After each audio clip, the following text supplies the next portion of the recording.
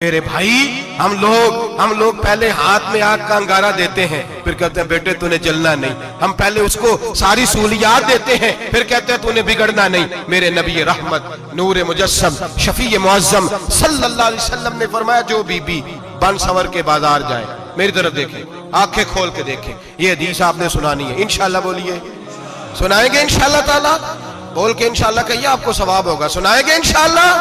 میرے نبی کریم صلی اللہ علیہ وسلم نے فرمایا جو عورت بن سور کے بازار جائے، اب تو خیر بیویاں برقع پہن کے جاتی، برقعے پہ بھی کڑھائی کی ہے، برقعے پہ بھی کام کرا ہے، برقعے پہ جو کام اور نقش نگاری ہوئی ہے وہ 10,000 کی ہے۔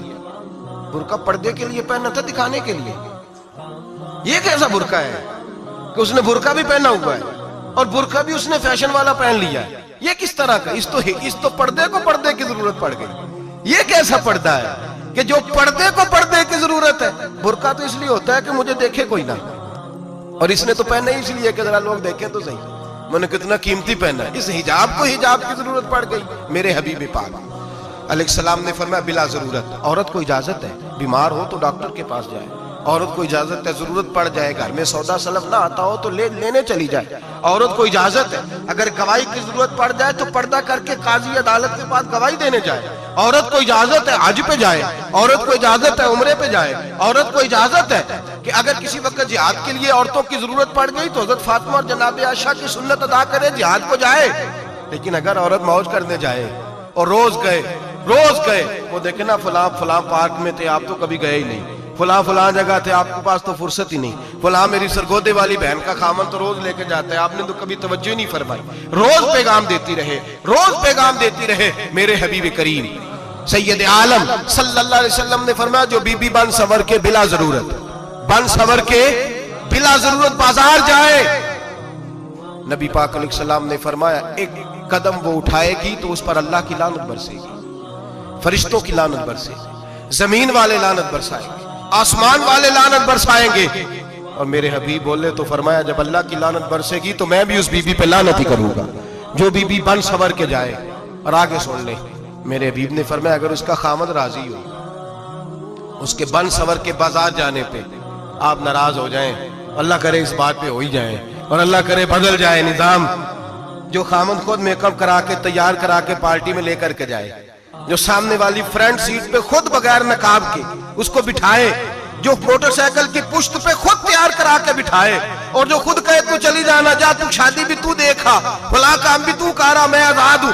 میرے حبیب نے فرمایا جس کی بیوی بن سور کے جائے، جس کی بیوی میک اپ کر کے جائے، چیلم پہ بھی بیوٹی پارلر سے ہو کے جاتی ہے، جس کی بیوی بن سور کے نکلے وہ راضی ہو، وہ خوش ہو۔ بعض ایسے منع کرتے ہیں، ناراض ہوتے ہیں، وہ گناہ صرف عورت کے ذمے ہے، لیکن اگر عورت بن سور کے نکل رہی ہے اور خامد راضی ہے، وہ کہتا ہے ہاں ہم ماڈرن ہیں، ہم جدید دور کے ہیں، ہاں جدت اسی کا نام ہے، ہاں لوگوں کو پتہ کیسے چلے گا ہمارے پاس پیسے ہیں، کیسے پتہ چلے گا کہ 3 گاڑیاں ایک ابا جی کے پاس ہے، ایک بیٹی کے پاس ہے، ایک بیوی کے پاس ہے، کیسے پتہ چلے گا کہ ہم بہت تعلقات والے ہیں، ابا جی فلاں شادی پہ، بیٹی فلاں گھر میں اور بیوی فلاں گھر چلی گئی، ہمارے تعلقات زیادہ ہیں اس لیے ہمیں زیادہ جانا پڑتا ہے۔ میرے حبیب کریم علیہ السلام نے فرمایا عورت بن سور کے جائے، خامد راضی ہو، وہ جتنے قدم اٹھائے گی اتنے ہی اپنے خامد کے لیے جہنم میں مکان تعمیر کرے گی۔ فرمایا اس کے خامد کے لیے اتنے مکان دوزخ میں تیار ہو گئے، وہ جلایا جائے گا، وہ تپایا جائے گا، وہ جہنم کی آگ کا ایندھن بنے گا۔ اور میں نے شاید آپ کو درجنوں بار حدیث سنائی ہو، میرے کریم رسول نے فرمایا بی بی ایک ہوگی پر 4 آدمیوں کو جہنم میں لے کے جائے گی۔ یا رسول اللہ کس کو؟ فرمایا باپ نے پردے کا نہیں کہا تو باپ بھی دوزخ میں جائے گا، اگر بھائی نے پردے کا نہیں کہا تو وہ بھی دوزخ میں جائے گا، شوہر نے پردہ نہیں کرایا تو وہ بھی جہنم میں جائے گا۔ وہ بیٹا جو کہتا تھا نا 1.25 لاکھ کا موبائل لینا ہے تو اماں نے گھر کے اندر شور ڈال دیا، مجبور کیا خامن کو لے کر کے دیا، اس بیٹے سے پوچھا جائے گا تو ساری ضدیں اماں سے منواتا تھا، یہ تو نے کیوں نہیں کہا پردہ کر لے؟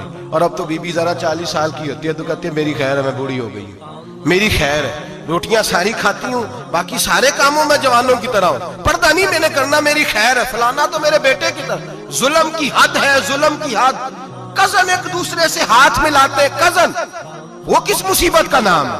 کہتے ہیں یہ بھائی ہے، او بھائی یہ بھائی ہوتا تو اس سے نکاح ناجائز ہوتا، اب چونکہ اللہ نے اس کے ساتھ نکاح کو حرام رکھا ہے تو یہ تمہارا بھائی ہو سکتا میرے رسول کریم صلی اللہ علیہ وسلم نے فرمایا سور نجسولین ہے، کتا بالکل ناپاک نہیں ہوتا، کتا بھیگ جائے تو بعد اوقات ناپاک ہوتا ہے، یا کتے کے منہ سے تھوک نکلے تو ناپاک ہوتی ہے، سور نجسولین ہے، پورا ناپاک، خشک بھی ہو تو ناپاک ہے۔ میرے حبیب پاک علیہ السلام نے فرمایا ایک سور ہو وہ پہلے ہی ناپاک، اور دوسرا پھر وہ سور گند میں لپٹا ہوا ہو، غلاظت اس سور کو لگی ہوئی ہو۔ فرمایا ایک تو سور جو نجسولین ہے اور پھر وہ گند میں لپٹ جائے، غلاظت میں بھر جائے، اس کے پورے وجود کو گندگی لگ جائے۔ فرمایا وہ سور گندگی اور غلاظت میں لپٹا ہوا تیرے جسم سے لگ جائے تو اتنا برا نہیں جتنا غیر محرم عورت کا وجود تیرے وجود سے لگ جائے تو برا ہے۔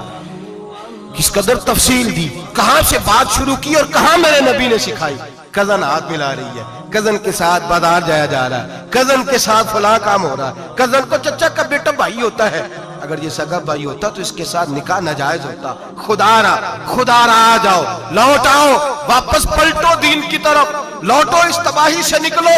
یہ جو آگ ہے، یہ جو بے سکونی ہے، یہ جو تماشا ہے، یہ لاکھوں کمانے کے باوجود جو بے برکتی ہے، یہ بڑی بڑی فوجوں کے باوجود جو روز میتیں اٹھتی ہیں، یہ جو روز جنازے پڑے جاتے ہیں، یہ جو روز بیٹیاں بیوہ ہوتی ہیں، یہ جو روز ماؤں کے سہاگ لٹتے ہیں، یہ ہماری نافرمانیاں ہیں۔ ہم دین کے معاملے میں ہم لوگوں نے نرمی شروع کر دی ہے، ہم اللہ اور اس کے رسول سے بغاوت کرنے لگے ہیں۔ میرے حبیب کریم سید عالم نور مجسم شفیع معظم صلی اللہ علیہ وسلم نے فرمایا زنا صرف شرمگاہ کا نہیں ہوتا، حضور نے فرمایا آنکھیں بھی زانی ہوتی ہیں، کان بھی زانی ہوتے ہیں، زبان بھی زانی ہوتی ہے۔ بخاری مسلم دونوں میں موجود ہے۔ صحابہ نے عرض کی حضور زبان کیسے زانی ہوتی ہے؟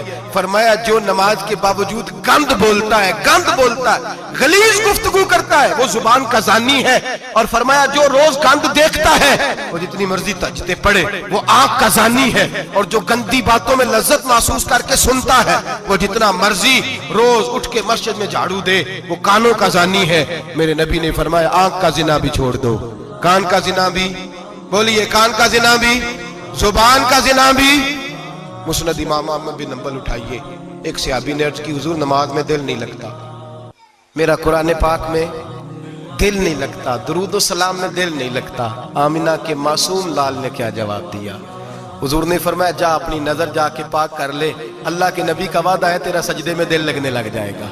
جا اپنی آنکھ کو طہارت دے، وضو کرا، نظروں کو پاک کر، اللہ کے رسول کا وعدہ ہے تیرا قرآن پاک میں دل لگے گا۔